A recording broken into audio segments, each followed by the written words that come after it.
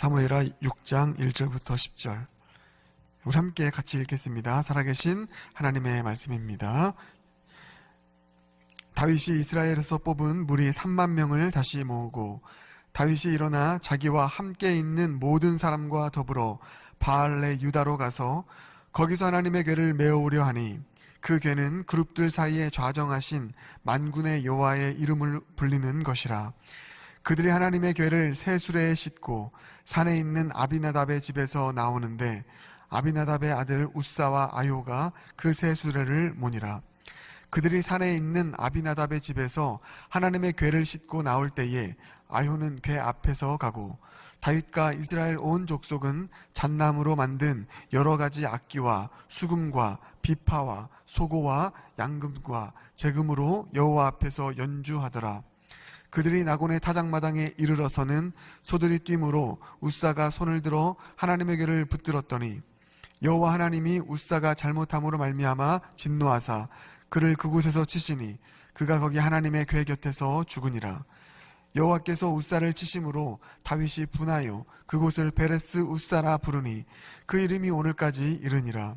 다윗이 그날에 여호와를 두려워하여 이르되 여호와의 궤가 어찌 내게로 오리오 하고 다윗이 여호와의 궤를 옮겨 다윗성 자기에게로 메어가기를 즐겨하지 아니하고 가드 사람 오베데돔의 집으로 메어 간지라. 아멘. 살아계신 하나님의 말씀입니다. 비전 캐스팅 영과 진리로 예배하는 예배 공동체 9번째 시간입니다. 멈추고 돌아서기라고 하는 제목으로 말씀의 은혜를 나누겠습니다. 오늘 본문은 이 다윗이 언약궤를 다윗성으로 옮기는 과정이 기록된 본문입니다. 오늘 본문 이 초반부를 보면 이 다윗의 그 언약궤를 향한 열심과 그 정성이 얼마나 대단한지를 보게 되죠. 예. 이스라엘에서 뽑은 무리 3만 명 다시 모으고 전쟁을 위해서 뽑은 3만 명을 언약궤를 위해서 오롯이 언약궤를 위해서 다시 모읍니다. 그리고 언약궤를 가져가기 위해서 다윗이 직접 나서죠. 2절을 보면 다윗이 일어나서 함께 갑니다. 그만큼 언약궤를 옮기는 그 일에 있어서 열심과 정성을 보이는 것을 보게 됩니다. 이렇게 아름다운 모습 속에서도 우리는 간과할 수 없는 한 가지 큰 실수를 뛰어넘은 잘못을 보게 됩니다. 그게 뭘까요? 3절을 보면 그들이 하나님의 궤를 새 수레에 싣고 라고 나와 있습니다. 이 언약궤를 새 수레에 실었던 이 일이 간과할 수 없는 그런 부분이었고 이것이 기점이 되어서 여러 가지 오늘 본문에 나오는 우사 사건까지 이런 말도 안 되는 비극이 펼쳐지게 됩니다. 언약궤를 새 수레에 싣는 일, 이것이 어떤 부분에서 잘못되었냐? 하나님의 이 규례를 어기면서 일어난 일이기 때문이라는 것입니다. 그러니까 하나님을 향한 지식의 부재로 그 율례를 따르지 못하는 그 지식의 부재로 말미암아 생긴 일이라는 것이죠. 그래서 신명기 10장 8절을 보면 이 하나님의 언약궤는 어깨 매라고 이렇게 나오고 있습니다. 그런데 지금 여기 나오는 이 제사장들은 수레에 실었던 것이죠. 이것은 그 당시 아마 관행이었을 것입니다. 더군다나 언약궤를 수레에 실었던 것은 그 블레셋이 이전에 언약궤를 다루면서 행했던 일이었습니다. 블레셋과 이스라엘의 전투에서 승리하고 난 후에 블레셋이 언약궤를 가져가잖아요.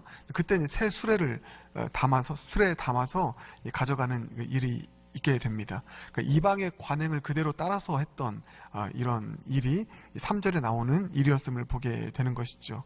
이방의 방식대로 언약궤를 다루었다. 하나님의 규례대로 지식에 따라서 언약궤를 다루지 않았다. 여러분, 이 문제는 매우 심각하게 다루어지는 그런 문제입니다. 특별히 언약궤에 관련한 규례와 처벌은 매우 높았고 매우 엄격했습니다. 왜냐하면 그 언약궤가 하나님의 임재를 상징하는 곳이기 때문이죠. 하나님께서 임재하시는 곳이기 때문에 언약궤 관련 규례는 매우 엄격했고 매우 높았습니다. 그래서 민수기 4장 15절을 보면 이런 말씀이 있죠. 진영을 떠날 때에 아론과 그의 아들들이 성소와 성소의 모든 기구 덮는 일을 마치거든 고앗 자손들이 와서 맬 것이니라 나와 있죠. 그러나 성물은 만지지 말라 그들이 죽으리라 이렇게 나와 있습니다. 언약궤 관련된 규정이 이렇게 혹독했습니다. 그래서 여러분도 잘 알고 있지만 언약궤가 있는 지성소에 아무나 못 들어가죠. 대제사장밖에 못 들어갑니다. 그곳에 대제사장 외에 누구라도 들어가면 반드시 죽게 되는 것이죠. 심지어 대제사장도 성결하지 못하면 죽게 되는 이런 일들이 일어났습니다. 그만큼 언약궤와 관련한 규정이 매우 엄격했다라는 것을 보게 됩니다. 다시 한번 이와 같은 언약궤 관련 규정이 엄격하고 높았던 이유는 그 언약궤 안에 임재하신 하나님께서 지극히 거룩하신 분이기 때문입니다. 그래서 그분을 가까이서 섬기는 자들은 특별히 더 성결해야 됐고요. 무엇보다 하나님을 자의적으로 혹은 자기 편리대로 섬길 수 없었습니다. 그렇게 다루어서는 안 됐습니다. 여러분, 이것이 사실 오늘날에도 유효한 것이 다른 사람 예를 들 것 없이요. 하나님 말씀을 가지고 강단에 서는 이 자리, 또 제가 하나님을 두려워하지 않고 성결하지 않음으로 이 강단에 선다면 어떤 일이 벌어지겠습니까? 또 하나님의 말씀에 대한 정확한 지식이 없이 자의적으로 또 편의적으로 말씀을 해석하고 말씀을 전하는 강단이 이곳이 된다면 공동체에 어떤 일이 벌어질까요? 오늘 이 본문의 그 언약궤를 새 수레에 실는 일도 이와 같은 일환이었습니다.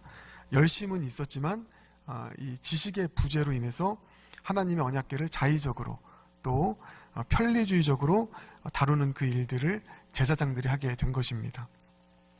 여러분, 우리는 지금 계속 예배를 세우는 그 비전을 함께 바라보면서 예배 세우는 그 일 같이 기도하며 나아가고 있습니다. 이 예배를 세움에 있어서 우리가 결코 잊지 말아야 될 사실, 우리가 꼭 마음에 품어야 될 사실은 이것입니다. 섬기는 열심도 중요하지만 성결은 더 중요하다. 그리고 바른 지식은 더 중요하다. 이 사실입니다.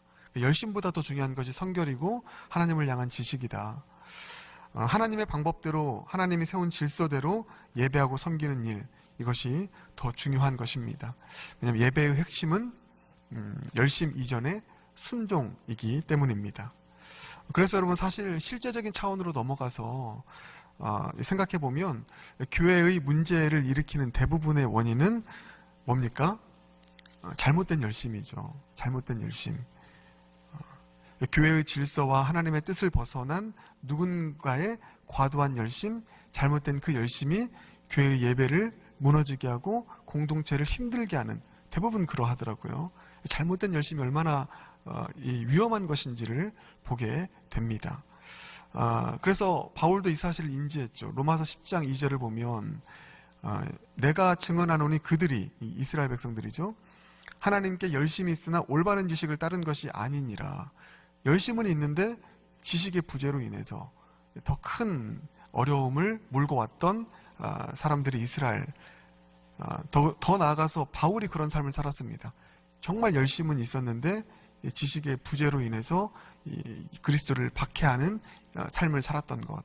열심 이전에 중요한 것은 성결이고 또 바른 지식이고 순종이다라고 하는 것을 우리는 보게 됩니다. 그래서 오늘 그 관점에서 말씀을 보면 하나님의 규례와 질서를 따르지 않고 수레를 자의적으로 옮기는 일, 바른 지식에서 비롯되지 못한 그 일, 이것이 잘못된 일이라는 것입니다. 그래서 우리 이 자리에 앉아 있는 분들이 하나님을 향한 열심에 있어서 누가 따라오겠습니까? 그렇죠. 토요일 새벽에 나와서 주님을 예배하고 섬기는 이 일에 헌신하는 것 자체가 얼마나 큰 열심이 있습니까? 그런데 이 열심에 바른 지식이 더해진다면 여러분을 통해서 어떤 일이 일어나겠습니까? 얼마나 귀한 역사가 펼쳐지겠습니까?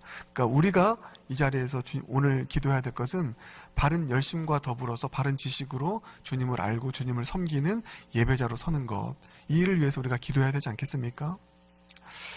근데 아무튼 여기서 오늘 본문을 보면 더 큰 문제가 있습니다. 그것은 이와 같은 일이, 3절의 일이 잘못된 것인지 아무도 몰랐다는 것입니다. 이게 정말 큰 문제였습니다. 누구 하나 수레를 실을 때 제지하는 사람이 없었습니다. 다윗까지도 그랬죠. 여기서 우리는 그 이스라엘이 어떤 차원에서는 집단 망각증에 빠진 것을 볼 수 있습니다. 집단 망각증이라는 이 단어를 좀 기억해 두세요.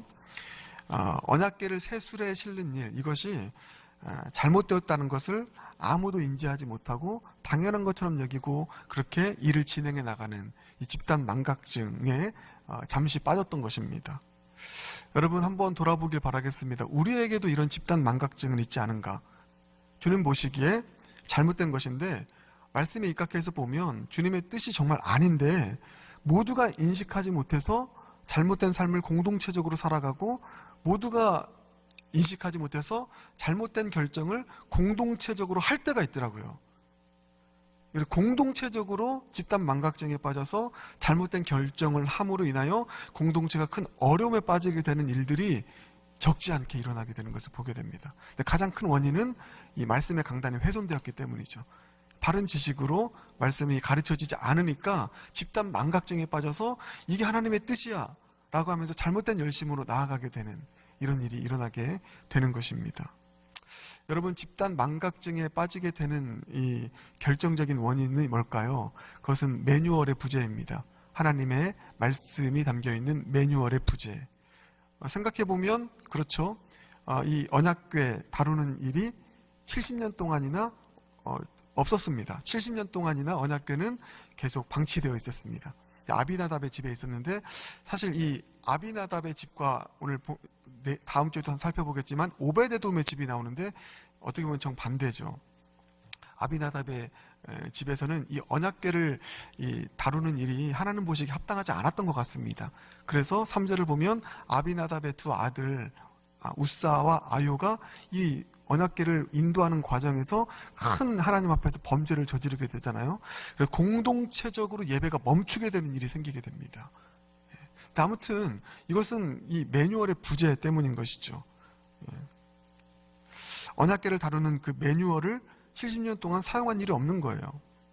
그러니까 자연히 매뉴얼을 보지 않게 되니까 언약궤를 잘못 다루는 것도 이제 알아차리지 못하는 집단 망각증에 빠지게 되는 것입니다. 이것을 좀 우리는 오늘 마음 가운데 깊이 새길 필요가 있습니다. 저는 이런 좀 깨달음을 갖게 되었어요. 하나님의 말씀은 무슨 일이 있기 때문에만 펼쳐보는 게 아니구나. 또 무엇을 해야 하기 때문에 그때만 펼쳐보는 것이 아니구나. 이걸 깨닫게 됩니다. 무슨 일이 없을 때에도 늘 펼쳐보고 읽어보고 간직해야 되는 것, 이게 하나님의 말씀이고 이게 올바른 매뉴얼 사용법이구나. 여러분 어떠하십니까? 예배가 여러분에게 어떤 수단입니까? 말씀이 여러분에게 어떻게 사용되어지고 있습니까? 꼭 필요할 때만, 긴급할 때만, 무슨 일이 있을 때만 예배를 찾고 무슨 일이 있을 때만 말씀을 보는 것, 그것도 다양스러운 일이지만 아예 안 보는 것보단 낫지만 하나님께서 오늘 이 시간을 통해서 우리에게 또 원하시는 바는 또 우리가 조금 더 또 욕심을 내어서 이 예배와 말씀의 삶을 추구하려 한다면 하나님의 말씀을 우리는 무슨 일이 있기 때문에 보는 것이 아니라 무슨 일이 없어도 날마다 그 말씀을 마음에 새기고 묵상하고 그 말씀 안에서 준비된 자로 서는 것, 이것이 중요한 일 아니겠습니까? 그래야 우리는 준비된 자가 되고요. 어떤 일이 터지면 바로 그 일을 감당할 수 있는 준비된 자가 되는 것입니다. 부랴부랴 막 찾아보고 우왕좌왕하면서 어떻게 해야 되지? 근데 늘 말씀 안에 있는 사람은, 또 예배의 영성을 가지고 있는 사람은 어떤 일이 터져도 당황하지 않아요. 결정적인 예가 바울이죠. 그 바울을 실은 배가 이제 로마를 향해 갈 때 유라굴로 광풍을 만나잖아요. 그때 막 다 뒤집어집니다. 사람들이 우리는 죽었다. 근데 그 딱 한 사람 바울만 평안합니다. 말씀의 사람이었기 때문에, 하나님의 사람이었기 때문에. 이게 그렇더라고요. 날마다 하나님 말씀 안에서 바로 서고 준비되고 기본기가 있는 사람은 위기의 순간에 빛을 발합니다. 당황하지 않아요. 매뉴얼을 늘 보고 있었으니까. 그래서 전문가들이 다 그렇지 않습니까? 매뉴얼을 다 꿰고 있으니까 응급 상황이 있을 때 당황하지 않아요. 그러니까 우리가 그런 자들로 서는 것, 이게 참 중요하지 않을까, 그런 마음을 품게 됩니다.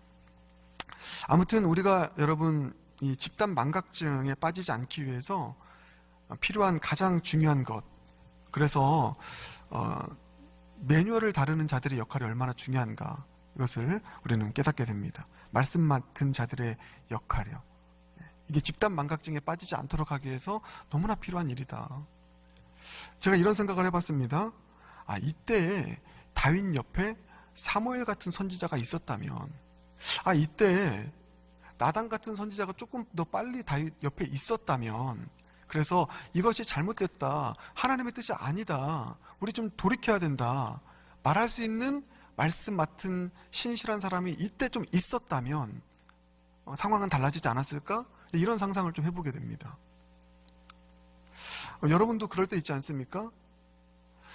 그때 이분이 내 옆에 있었다면 내가 이러지 않았을 텐데, 그때 이분이 우리 아이 옆에 있었다면, 그때 이 말씀의 사람이 우리 자녀 옆에 있었다면 이러지 않았을 텐데, 이 안타까움. 그때 내가 이 말씀을 알았더라면 이런 결정을 안 했을 텐데, 이런 후회가 우리에게 있잖아요. 영락교회가 집단 망각에 빠지지 않기 위해서 필요한 것은 무엇입니까? 그러니까 다시 한번 저 같은 사람이 정신 잘 차려야 된다. 정말 신실한 말씀의 사람이 되고, 제가 이 강단이 여러분 얼마나 두려운지 모릅니다. 혹시라도 자의적으로 해석해서 말씀을 전하면 여러분을 집단 망각에 빠뜨리게 할 수 있는 사람이 저거든요. 여러분들이 아무리 여기서 은혜 받고 해도 유일한 최후의 청중인 하나님께서 고개를 갸우뚱하신다면, 네 설교가 왜 이래? 이해가 안 되는데? 그런다면 이게 얼마나 두렵고 떨리는 일입니까? 영락교회가 집단 망각증에 빠지지 않기 위해서는, 이 집단 망각의 반대는 영적 각성이거든요. 영적 각성은 부흥의 출발이었고요. 말씀 맡은 자가 정말 중요하더라고요. 여러분이 말씀 맡은 자들을 위해서 기도해 주시길 바라겠습니다. 말씀에 입각해서 공동체를 매뉴얼대로 나아갈 수 있도록 지도하고, 또 아닌 것은 아니다라고 단호하게 말할 수 있는 용기도 필요하고요. 나단처럼. 그래서 이 말씀 맡은 자가 참 집단 망각에 빠지지 않게 하는 가장 큰 힘이다. 네, 또 하나가 있습니다. 여러분의 역할도 참 중요하더라고요. 그 말씀 맡은 자들의 말씀의 권위를 공동체가 인정하고 세워주는 일이 참 필요합니다. 그 부분에 있어서 가장 탁월한 어떤 사명을 감당했던 교회가 데살로니가 교회였습니다. 바울이 데살로니가 교회를 향해서 너무 기쁜 마음을 표현한 적이 있었는데요. 이렇게 말합니다. 말씀을 대하는 태도예요. 너희들이 내가 전하는 말씀을 받을 때 사람의 말로 받지 않고 하나님의 말씀으로 받는구나. 그런 표현을 하거든요. 말씀을 전하는 자도 참 중요하지만, 어떤 교회는 말씀을 전하는 자는 정말 잘 세워졌는데 말씀을 듣는 자들이 그래서 말씀을 받아내지 않음으로 인해서 어려움에 빠진, 그래서 하나님께서 옮기시더라고요. 그걸 여러 번 봤습니다. 계속 심어도 안 받으니까, 평화를 선포해도 안 받아들여지니까 옮기시더라고요. 그래서 이 말씀을 전하는 자도 중요하지만 말씀을 받는 자들의 말씀의 실력이 얼마나 중요한가. 권위를 세워주는 것이, 인정하고 따라주는 것이. 그러니까 말씀의 권위가 세워지지 않으면 자기 목소리가 나오기 시작합니다. 이 강단에 힘이 없어져요. 그래서 내 이야기를 합니다. 구역 모임에서 내 이야기를 하는 것이죠. 내가 해석한 성경 이야기를 하는 것입니다. 그러면 이제 교회가 갈라지기 시작하는 거예요.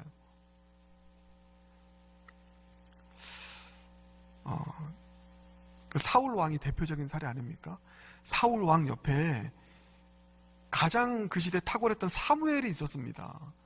사무엘이 있었는데도 안 들었습니다. 사울은. 그러니까 정말 좋은 사무엘이 있어도 안 들었던 사울은 결국은 그 공동체가 집단 망각에 빠져서 어떻게 됩니까? 하나님의 사람 다윗을 막 죽이려고 하는 거예요. 집단 망각증에 빠진 겁니다. 이게 얼마나 비극적인 일입니까? 우리 영락교회가 사울 왕 같은 공동체가 되지 않도록 하는 것. 그러기 위해서는 목사님만 잘해야 돼요. 목사님이 설교를 잘해야죠. 제가 때로는 설교를 죽 써도 여러분들이, 저는 항상 그 소망이 있거든요. 은혜가 되지 않는 설교가 있을 수 있습니다. 그런데 정말 실력 있는 말씀의 사람들은 그 한 30분, 40분의 설교 속에서도 단 한 구절의 말씀만 나와도 그 말씀 때문에 은혜 받는 거예요. 정말 이와 같은 게 우리 가운데 필요하지 않겠습니까? 우리는 설교 평가자가 되어서는 안 됩니다. 제가 그래서 제일 힘들었던 시간이 선보는 설교였어요. 다시는 하고 싶지 않아요. 선보는 설교는 사실 말이 안 되는 겁니다. 이거는 어쩔 수 없이 막 경쟁이 있어서 막 몇십 명 지원해가지고 뽑아야 되니까 어쩔 수 없이 평가를 해야 되지만 이건 정말 말이 안 되는 거예요. 선보는 설교는 사실 없어야 되는 것입니다. 그래서 그 청빙위원분들이 저에게 공동적으로 했던 말이 이건 정말 못할 일이다. 목사님들의 설교를 평가한다는 게 너무 두렵고 떨리는 일이라고 얘기를 하더라고요. 맞습니다. 여러분 설교 평가자가 되어서는 안 됩니다. 절대로. 우리 영락교회는 어떤 말씀, 그러니까 바르게 선포돼야 되죠. 말씀 전하는 사람을 위해서 기도해 주십시오. 근데 말씀이 선포되어졌을 때 이 말씀의 강단의 권위를 인정하고 순종하고 공동체적으로 따라갈 수 있는 이와 같은 일이 있을 때 그곳에 예배가 세워지는 거죠.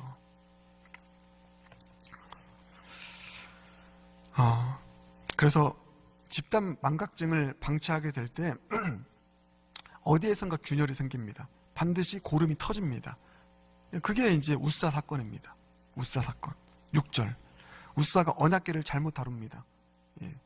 언약궤가 떨어지려 할 때 만집니다. 근데 아까도 말씀드렸던 민수기 4장 15절 성물에 손을 대면 즉사한다고 했잖아요. 그대로 이루어지게 됩니다.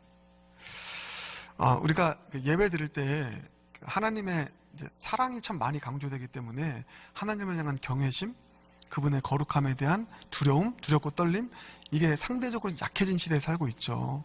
근데 참 우리 안에 하나님을 향한 경외와 두려움, 이것 또한 늘 가지고 있어야 되지 않을까, 이런 마음을 갖게 됩니다. 아무튼 이 매뉴얼에 따르지 않은 처사를 이제 우사가 보이게 된 것이죠. 여러분 이 우사 사건을 어떻게 보십니까? 참 공동체 가운데 있어서는 안 되는 그런 일이고, 영락교회 가운데 이런 일이 절대로 있으면 안 되겠죠. 예배를 멸시하는 일, 예배를 드리는 게 문제가 아니라 잘못 드림을 통하여서 예배를 통해서 오히려 축복을 경험하지 못하고 저주를 경험한다면, 근데 사실 성경에 그런 인물들이 많거든요. 예배를 드리는데 예배를 멸시합니다. 그래서 예배를 통해서 오히려 저주를 받아요. 이와 같은 일들이 일어나서는 안 되지 않겠습니까? 근데 여러분, 저는 이 사건이 참 비극스럽지만 어떤 한편에서는 다행스러운 그런 일로 또 보게 됩니다. 우사 개인에게는 비극이지만 어떤 차원입니까? 이 비극을 경험한 이 이스라엘, 이 비극을 경험하게 하심으로 하나님께서는 집단 망각에 빠진 이스라엘을 흔들어 깨우셨기 때문입니다. 그래서 그런 차원에서 다행인 것이죠. 그래서 더 큰 비극으로 나아가지 않고 더 공동체적인 비극으로 확산되지 않도록 주님께서 멈추게 하신 사건이 우사 사건이거든요. 자주 하나님께서는 이런 일을 하십니다. 여호수아 시대의 아간 사건, 또 초대교회 시대의 아나니와 삽비라 사건. 개인으로서는 비극이지만 이걸 방치하면, 계속 집단 망각에 사로잡히면 계속 누룩처럼 퍼져나가서 공동체가 무너지니까 하나님께서 멈추게 하신 것이 이 사건을 통해서 이런 일들을 이루어 가십니다. 그래서 이것은 비록 잠시 예배의 일은 멈췄습니다. 그러나 공동체를 위해서 유익한 일이었죠. 여러분, 하나님께서 종종 어느 공동체이든지 6절의 일을 하실 때가 있습니다. 이 공동체가 더 비극에 빠지지 않도록, 더 죄악 가운데 나아가지 않도록 멈추게 하시는 우사의 사건을 일으키실 때가 있습니다. 근데 그때 정말 필요한 게 뭐냐면요, 분노하는 것이 아니라 하나님을 두려워함으로 멈추는 것입니다. 그게 이제 다윗이 한 일입니다. 한번 보실까요? 8절 보면 여호와 하나님이 우사가 잘못함으로 말미암아 진노하사 그곳을 8절 여호와께서 우사를 치심으로 다윗이 분하여 그곳을 베레스 우사라 부르니 그 이름이 오늘까지 이르니라. 여기서 먼저 다윗은 분합니다. 누구를 향한 분함인지에 대해서는 명확하게 나오지 않지만 예배를 망쳐버린 우사를 향한 분노일 수 있겠죠. 쉽게 이거는 우리가 추측할 수 있습니다. 그러니까 우리도 그렇잖아요. 어떤 목사님이 또 누군가가 예배를 망쳐버렸어요. 그래서 공동체에 어려움이 빠졌어요. 분노하잖아요. 어떻게 이 교회에 이런 사람이 있어서 우리 교회 예배를 이렇게 망칠 수가 있느냐고 분노할 수 있고요. 때로는 하나님, 어떻게 하나님 이럴 수 있습니까? 이게 하나님을 향한 분노일 수도 있다라는 이제 성경 주석가들 해석이 좀 있습니다. 그러니까 무엇이 됐든지 아무튼 분노하는 거예요. 화가 난 거예요. 어떻게 이럴 수 있냐라는 거예요. 그런데 여러분, 이것은 옳지 않은 것입니다. 감사한 것은 다윗이 이 우사 사건에 대해서 분노하면서 나아가지 않고요, 결국은 하나님을 두려워합니다. 이게 9절이죠. 바로 돌이켜요. 다윗이 그날에 여호와를 두려워하여 이르되 여호와의 괴가 어찌 내게로 오리요 하고, 이렇게 나와 있습니다. 그래서 이제 오베데돔의 집에 머물게 하죠. 다음 주 오베데돔의 이야기를 할 것입니다. 여러분, 다윗은 분노했다가 결국은 이제 하나님을 두려워했습니다. 그래서 멈췄습니다. 두려워했기 때문에 멈춘 거예요. 분노했으면 더 자기 어떤 악을 가지고 더 나아갈 수 있는데 두려워서 멈췄어요. 이 하나님의 두려운 하나님이 이 언약궤를 통해서 어떤 일을 하실지 모른다. 멈췄어요. 멈춰서 뭐 했습니까? 자신을 돌아봤습니다. 돌이켰어요. 그래서 이 다윗의 프로세스가 우리에게 필요하다는 것입니다. 보니까 하나님께서 때때로 목회자를 멈추게 하실 때도 있더라고요. 목회자를 쉼이 필요해서 멈추게 하실 때도 있지만, 잘못된 목회의 길을 걸어가기 때문에 더 큰 죄악으로 더 크게 넘어지지 않도록 하기 위해서 멈추게 하실 때가 있습니다. 근데 그러면 그때 분노해서는 안 되죠. 하나님 어떻게 이럴 수 있습니까? 내가 어떻게 섬겼는데요? 분노해서는 안 됩니다. 멈춰야 됩니다. 하나님을 두려워해야 되죠. 그래서 두려워해서 멈춰서고, 그 다음에 돌이켜서 돌아서는 것, 이 일들이 있을 때 다시 기회가 생기는 것이죠. 하나님께서 우리 인생에 우사의 사건을 그래서 주시는 이유는, 저는 그래서 여기서 사랑을 봅니다. 하나님의 사랑, 우리를 사랑하시기 때문이구나. 우사의 사건을 주셔서 제동을 걸지 않으면 우리가 죄의 폭주기관차가 되어서 더 큰 범죄로 나아갈 수 있으니 그 사건을 주시는 거죠. 그게 여러분의 개인의 삶 속에서도 우사의 사건을 주실 수 있습니다. 저는 그게 사랑이라고 믿어요. 그 당시에는 큰 징계지만 그걸 통해서 내가 멈춰설 수 있다면, 돌아서서 돌이킬 수 있다면 다시 쓰임 받을 수 있으니까. 주님이 멈추게 하신다면 멈춰서서 돌아보고 돌이키는 회개의 시간이 우리 모습 되길 바라겠습니다. 그래서 오늘 이렇게 좀 우리가 기도했으면 좋겠어요. 오늘 이 시간은 잠깐 멈춰서는 시간입니다, 여러분. 한번 멈춰서시길 바랍니다. 멈춰서서 돌아보시기 바랍니다. 여러분 자신을 돌아보시기 바랍니다. 혹시 내가 집단 망각에 빠진 부분은 있지 않나? 잘못된 열심은 혹시 나에게 있지 않나?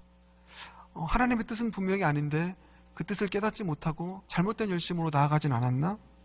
나에게 우사의 모습은 있지 않았나? 우리 영락교회가 혹시 지금 집단 망각증에 빠진 일은 있지 않나? 혹은 그런 일이 있었지 않았나? 있었다면 분노했나? 비판했나? 손가락질했나? 만약에 그런 일이 있었다면 우리는 멈춰서고 돌아서서 돌이키는, 나 자신을 돌아보는 회개, 이것이 우리 가운데 필요한 줄 믿습니다. 그럴 때 우리 예배는 다시 회복될 줄 믿습니다.